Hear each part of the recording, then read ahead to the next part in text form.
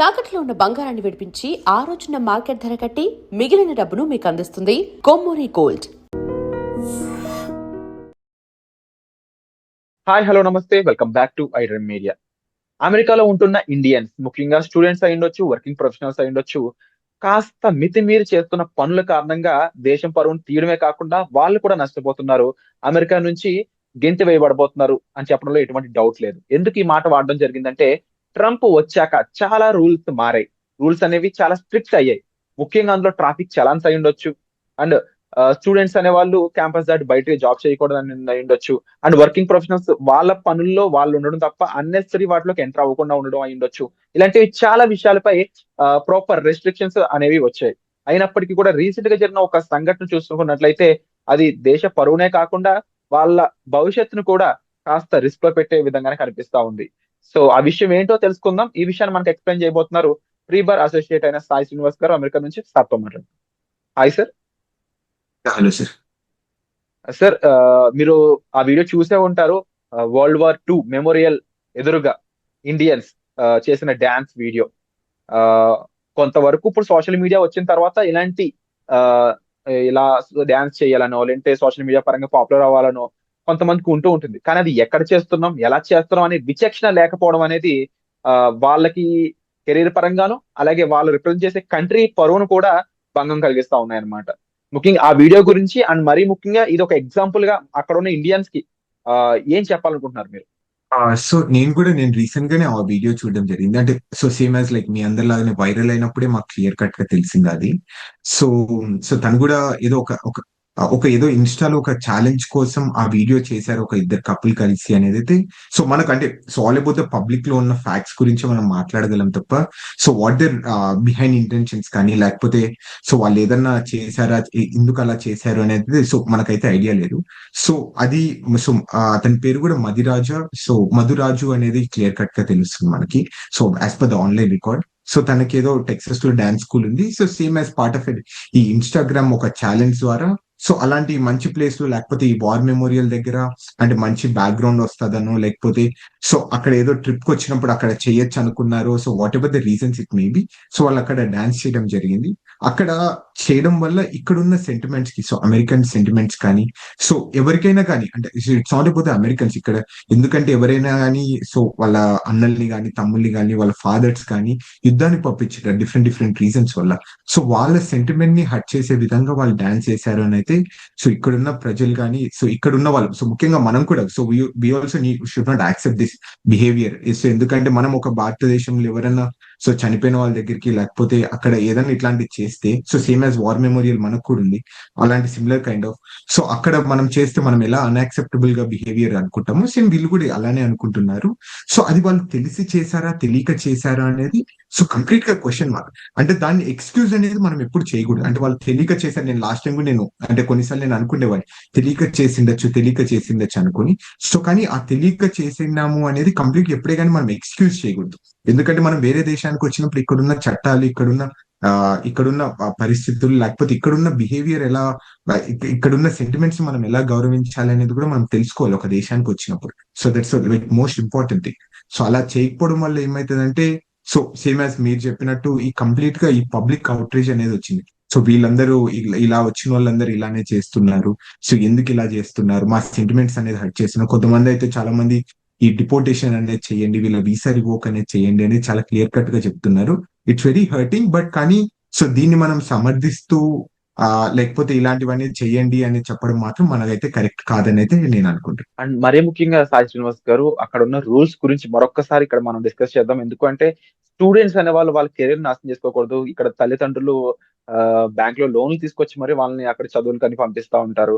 అలాగే ఇక్కడ నుంచి కష్టపడి వర్క్ స్కిల్ సెట్ అవన్నీ చూపించుకొని ఆన్ సైట్ లో జాబ్ కోసం అక్కడికి రీచ్ అయ్యి అక్కడ సెటిల్ అవుదాం అనుకున్న కపుల్స్ కానీ లేదంటే ఇండివిజువల్స్ కానీ ఉంటూ ఉంటారు.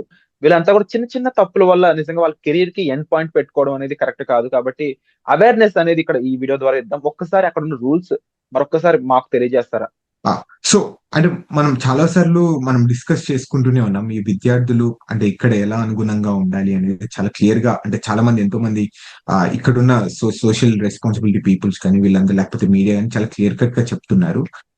అంటే ఏవి ఇక్కడ ఏమేమి చేయకూడదు, ఏమేమి చేయాలి అంటే for example like simple thing, unauthorised గా మనం వర్క్ చేయకూడదు, ఎక్కడే కానీ పర్మిషన్స్ లేకుండా పార్ట్ టైం అనేది చేయకూడదు. అండ్ చాలా క్లియర్ గా, సో ఇక్కడ ఉన్న చట్టాలు చాలా క్లియర్ గా చెప్తున్నాయి ఏవేవి మీరు చేస్తే మీకు ప్రాబ్లం అవుతుంది. అంటే ఫర్ ఎగ్జాంపుల్ మీరు ఏదైనా రిక్లెస్ డ్రైవింగ్ చేసినా కానీ, డ్రంక్ అండ్ డ్రైవ్ చేస్తున్నారు, ఇవన్నీ విద్యార్థులు చేసేది అంటే ఎక్కువ.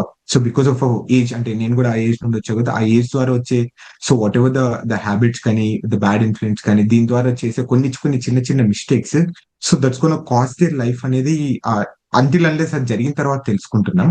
And with respect to Madhuraj విషయంకి వస్తే, ఆ డాన్స్ వేసిన విషయంకి వస్తే, అంటే తను ఆ చట్టపరంగా అది తప్పు చేశాడా కరెక్ట్ చేశాడా అనేది కంప్లీట్ గా క్వశ్చన్ మార్క్.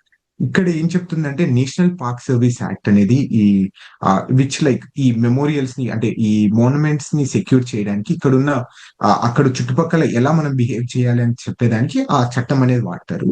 సో ఆ చట్టంలో చాలా క్లియర్ కట్ గా చెప్పడం జరిగింది, మీరు ఏదైనా కానీ అక్కడికి వచ్చేసి కమర్షియలైజ్డ్ గా లేకపోతే ఈ సినిమా షూటింగ్ కానీ ఇలాంటివి ఏమైనా మీరు చేసుకోవాలనుకుంటే తప్పకుండా పర్మిట్స్ అనేది తీసుకోవాలి, పర్మిషన్ అనేది తీసుకున్న తర్వాత మీరు చేయొచ్చు.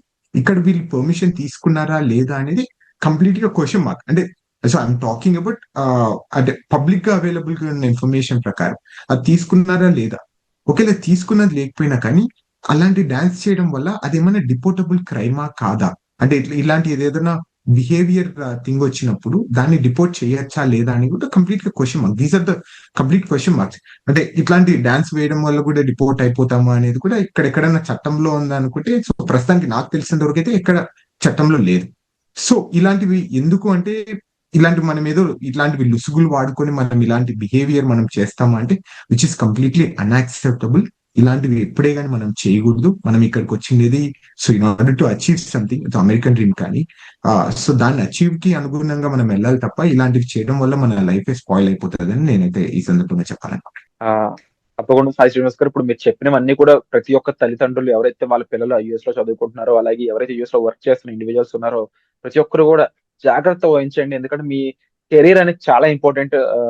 సో దానికోసం కష్టపడి మీరు అక్కడికి వెళ్ళారు. అలాంటప్పుడు చిన్న చిన్న విషయాలు ఇలాంటి చిన్న చిన్న తప్పుల వల్ల దాన్ని మీరు రిస్క్ లో పెట్టడం అనేది కరెక్ట్ కాదు. అండ్ అలాగే ఫైనల్ గా సాయి శ్రీనివాస్ గారు, ఇప్పుడు వీళ్ళు ఎవరైతే మధురాజ్ ఉన్నారో వీళ్ళకి మీద ఎలాంటి యాక్షన్ అనేది ఉండబోతుంది, వీళ్ళ పరిస్థితి ఏంటి, వీళ్ళ ఫ్యూచర్ అనేది తెలుసుకోవచ్చా? సార్, సో ప్రస్తుతానికి అయితే so we don't have any official news sir. అంటే జస్ట్ మనము న్యూస్ లో వచ్చిన ప్రకారం డిపోర్ట్ చెయ్యండి, డిపోర్టబుల్ క్రైమా కాదా, ఇది డిపోర్ట్ చేసే పరిస్థితులు వస్తాయా లేదా అని ఒక డిస్కషన్స్ తప్ప, so this is nothing act. అంటే తన మీద ఏమన్నా ఈ నేషనల్ పార్క్ సర్వీస్ యాక్ట్ ప్రకారం తనకి ఏమన్నా టికెట్ ఏమన్నా ఇచ్చారా, అంటే తన క్రైమ్ చేశాడు అని, లేకపోతే అతను ఏదైనా ఒక యాక్ట్ ని వైలేట్ చేశాడు అని నాకైతే పబ్లిక్ ఇన్ఫర్మేషన్ లేదు. సో అక్కడ ఇంకొకటి నేను ఇక్కడ ఈ సందర్భంగా చెప్పాలనుకుంటున్నా, అమెరికాలో ఉన్నంత స్వేచ్ఛ, అంటే వాక్ స్వేచ్ఛ కానీ, in order to express something కానీ ఈ ప్రపంచ దేశాల్లో ఎక్కడా లేదు. So one of the most powerful first amendment ఇక్కడే ఉంటాయి. సో ఆ అమెండ్మెంట్ ప్రకారము, ఆ అమెండ్మెంట్ అనుగుణంగా ఇతనికైతే సో మేబీ అడ్వాంటేజ్ ఉండొచ్చు, డిసడ్వాంటేజ్ ఉండొచ్చు. సో ఎందుకంటే చట్టం క్లియర్ గా చెప్పడం జరిగింది.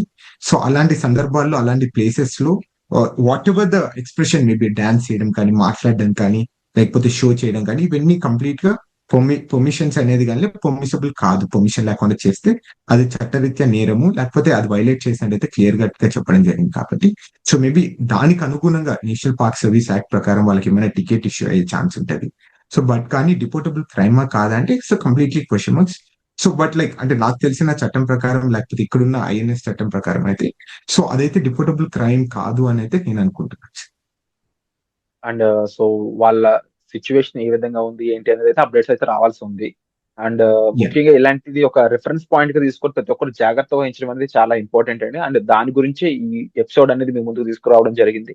అండ్ అక్కడ ఉన్న రూల్స్ గురించే కాకుండా మీకు అక్కడ సంబంధించి ఎటువంటి విషయాలు తెలుసుకోవాలనుకున్నా సరే తప్పకుండా మీరు కామెంట్ సెక్షన్ లో మెన్షన్ చేయండి. ఆ ఎపిసోడ్స్ ని దాన్ని ఒక ఎపిసోడ్ రూపంలో మేము సాయి శ్రీనివాస్ గారు కలిసి మీ ముందుకు తీసుకొచ్చే ప్రయత్నం చేస్తాము.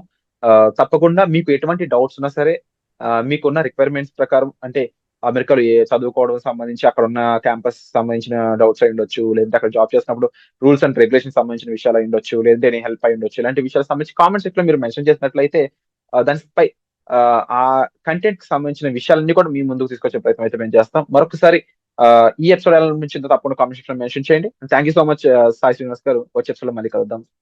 Thank you.